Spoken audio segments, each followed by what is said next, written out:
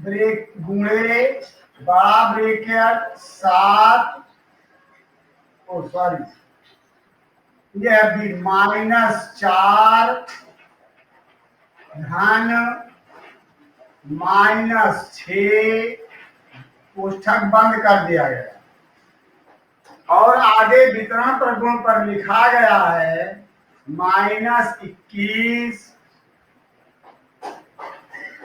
गुणे -4 धन गुणे ब्रैकेट में 21 गुणे -6 करा। इसको सरल करो कि दोनों पक्ष बराबर हैं या नहीं।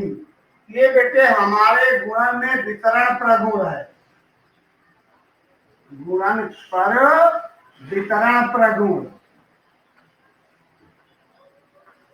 गुणन पर वितरण प्रगुण, जबकि यहाँ पर योग है तो योग पर वितरण है। अगर हम यहाँ से दोनों पक्षों को सरल करते हैं तो हम ये पाएंगे कि यहाँ ब्रैकेट ओपन करेंगे ऋण 4 ऋण 6 बराबर, यहाँ गुणा कर लेंगे दोनों में, ये ऋण ऋण का धन होगा 4 एकम 4 4 दूनी 8 और प्लस इसका भी गुणा कर लेंगे, जो ब्रैकेट लगा देते हैं वैसे यहाँ ऋण ऋण से धन हो जाएगा 6 एकम 6 6 दूनी 12। अब यहाँ पर हम एक स्टेप और चलते हैं, ऋण 21 गुणे ये हमारा जुड़कर हो गया ऋण 10 बराबर, इसको हम यहाँ चाहें तो जोड़ ले धनात्मक के साथ 4 6 10 के शून्य हासिल 1 8 2 10 1 11 हासिल 1 1 2 और यहाँ गुणा कर दे ऋण और ऋण से धन 10 से गुणा करेंगे 10 एकम 10 हासिल 1 10 दूना 20 1 21 और बराबर के बाद यहाँ पर जो हमें उत्तर मिला है ये सत्यापित है और इसे कहते हैं गुणन में योग पर वितरण प्रगुण, योग पर वितरण प्रगुण। इस प्रगुण के आधार पर हमारा ये नियम सत्यापित हो जाता है और हम इसे सरल कर लेते हैं।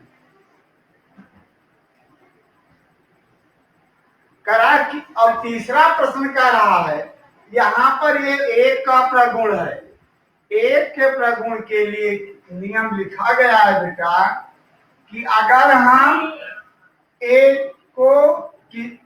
से किसी संख्या को गुणा करें या एक किसी संख्या को उससे गुणा करें तो उत्तर ए मिलता है।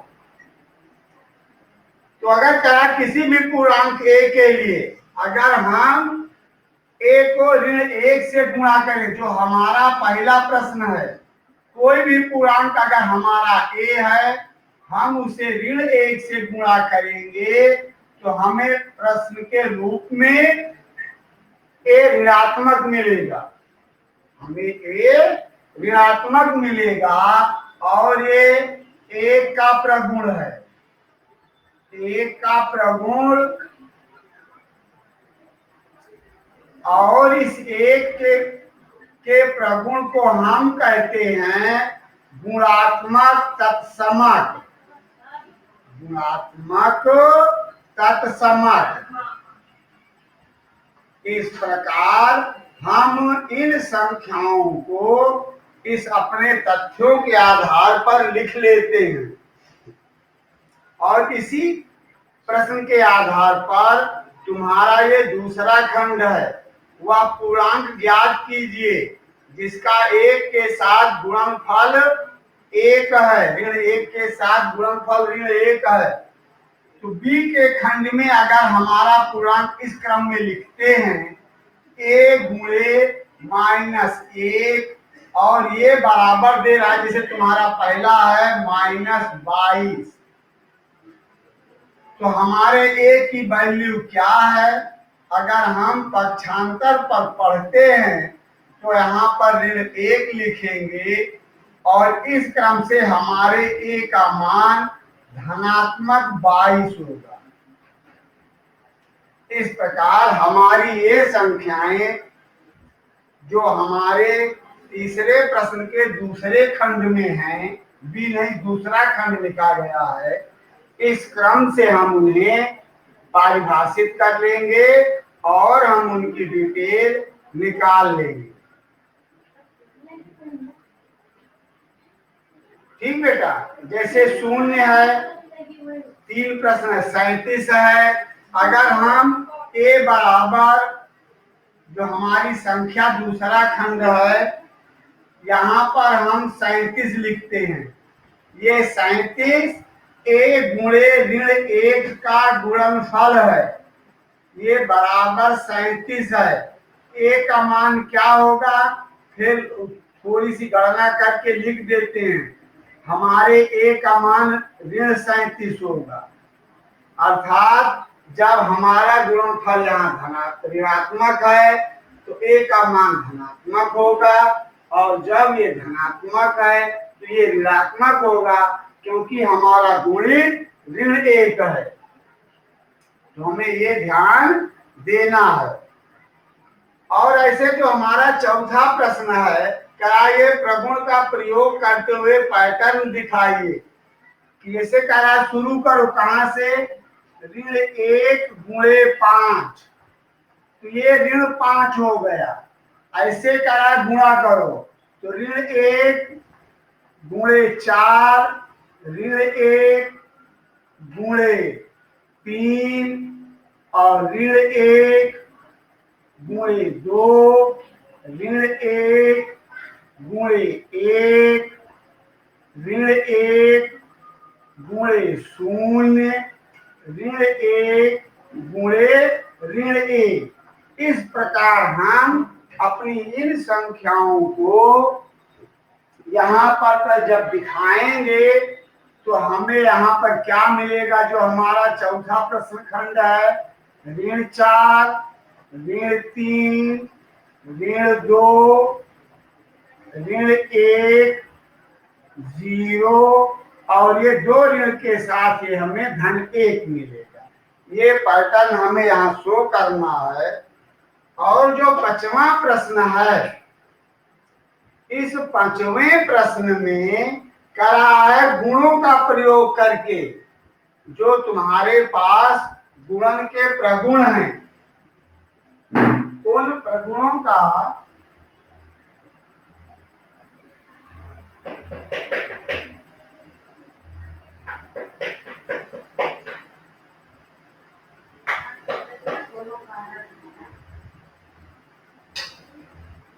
प्रयोग करते हुए हम अपनी संख्याओं को और हम अपने अंकों का प्रयोग करते हैं।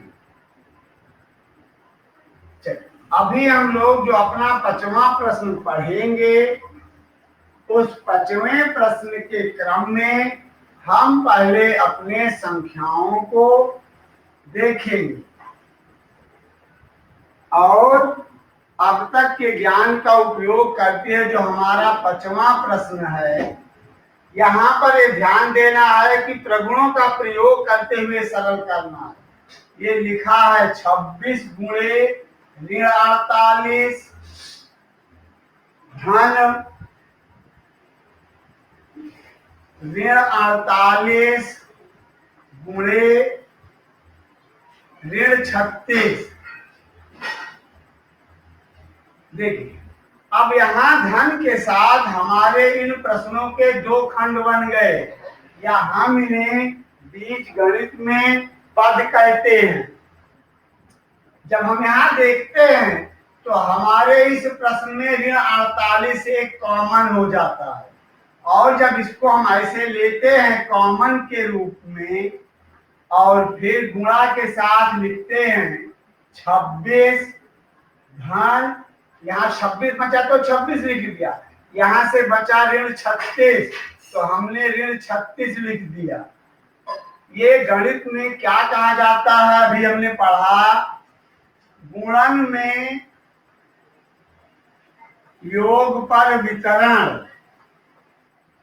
योग पर वितरण, यहाँ हमें नियमों का भी उल्लेख करना है। वितरण प्रगुण, जब हम इसका प्रयोग करते हैं, ये हो गया ऋण 48 गुणे, यहां जब हम ब्रैकेट ओपन करेंगे तो प्लस माइनस -36, फिर सरल करेंगे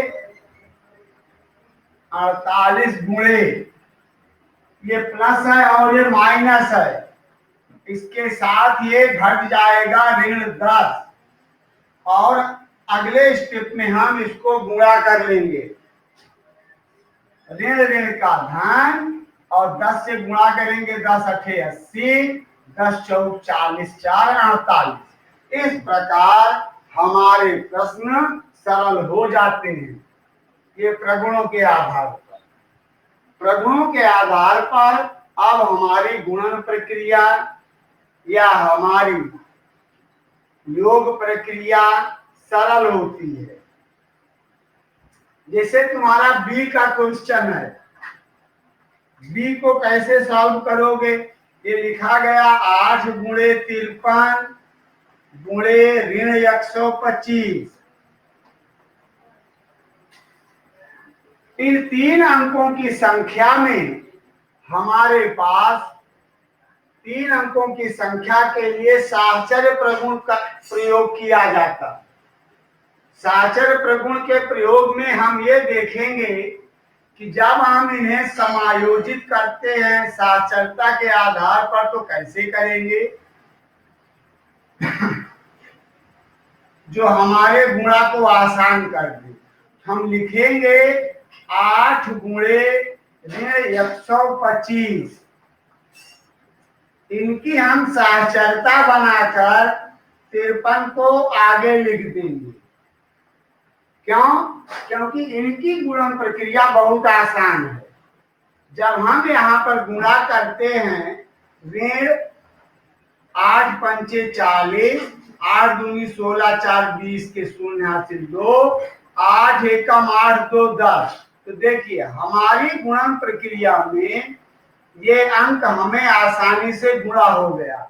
अब इसके बाद जब सेकेंड स्टेप पर गुणा करेंगे तो हमें गणना की शुद्धता के लिए कोई ज्यादा समस्या नहीं होगी।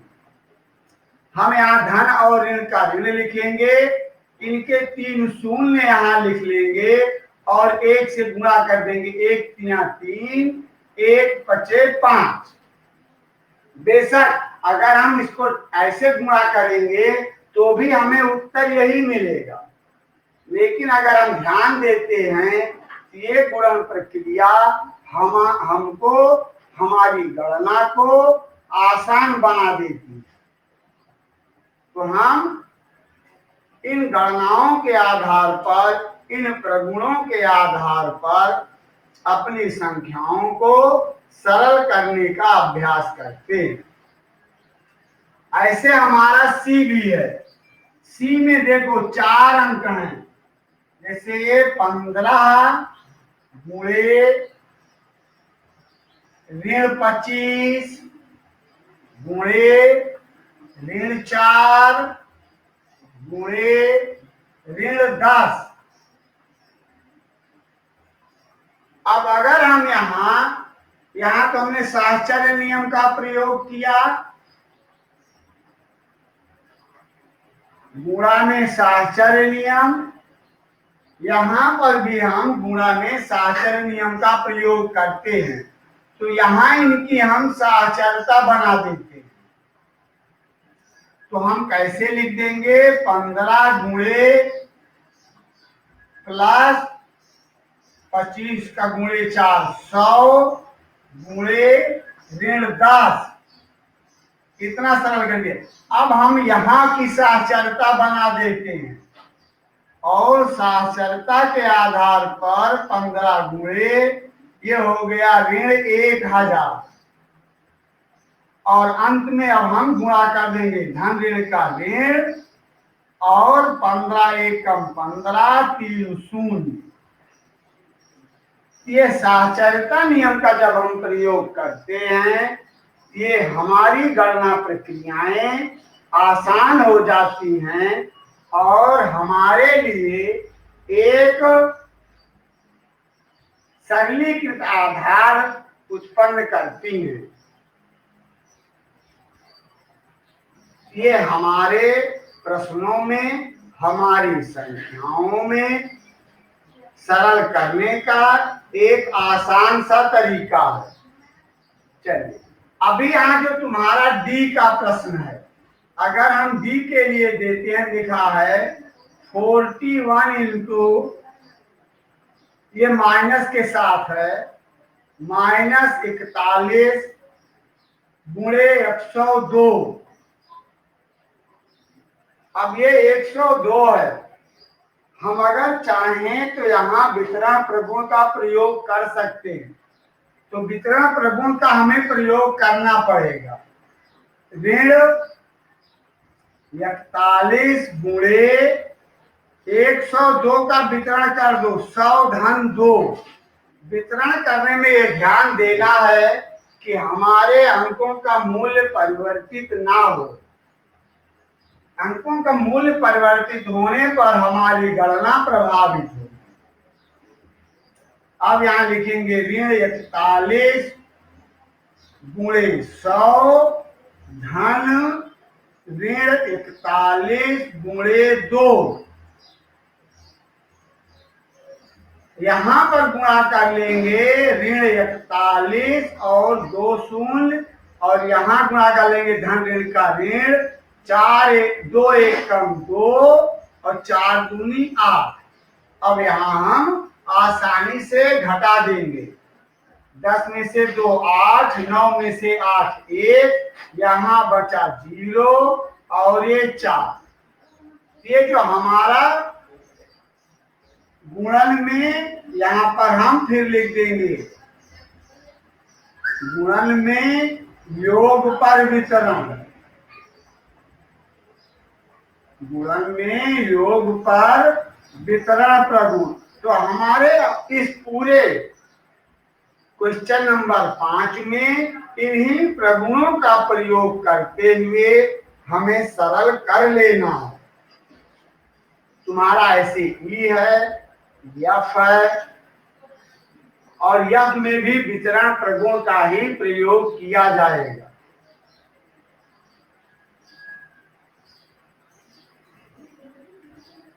और जी में भी हम लोग वितरण प्रगुण का ही प्रयोग करेंगे, क्योंकि वितरण प्रगुण के आधार पर हमारे क्वेश्चन नंबर जी की गणना एकदम सरल हो जाती है। इसे जी में है ऋण 17 गुणे ऋण 29, ऋण 29।